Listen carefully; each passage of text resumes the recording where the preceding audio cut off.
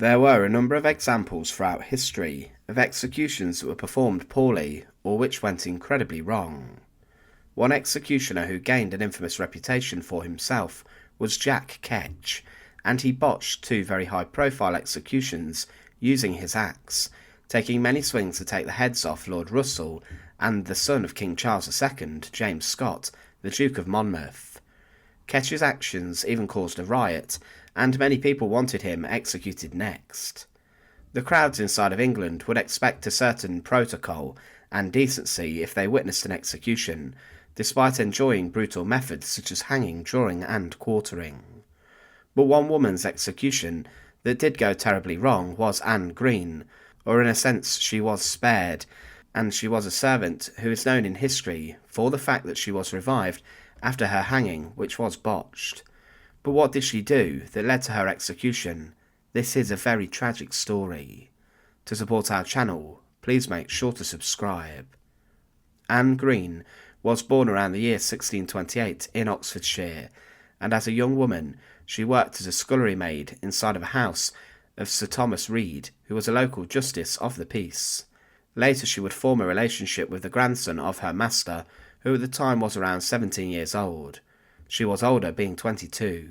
Through these liaisons she did become pregnant, but at 17 weeks she miscarried in the toilet of the household.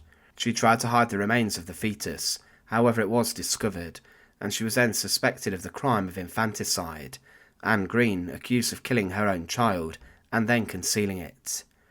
She was accused, as mentioned, of murdering this child, and the midwife later claimed that this fetus was too underdeveloped to have been living, and a number of other workers who served with Anne claimed she had suffered a number of problems before this occurred. Despite all of this evidence, tragically Anne Greene was sentenced to death, and she was found guilty of murdering her child.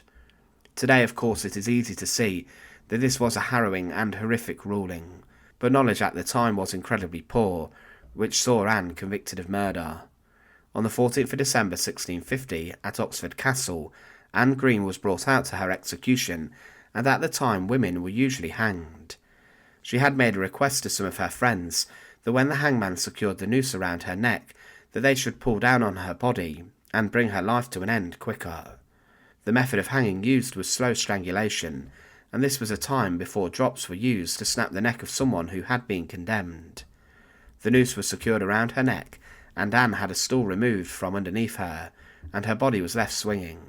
Her friends duly approached the scaffold and did pull down on her body, and a soldier even smacked her a few times with the butt of his musket to bring about her death quicker. Half an hour later she was cut down, as it was considered that she was dead, and her remains, as she was a murderer, were then passed over to the University of Oxford's physicians, Thomas Willis and William Petty, to be used and dissected for medical study. However, when the next day the coffin of Anne was opened, it was found that she had a faint pulse and was breathing very weakly. With this, the physicians and a few others tried to revive Anne, and they tried different things such as pouring hot cordial down her throat, warming up her limbs, cutting her and letting blood out, and even giving the tobacco smoke enema.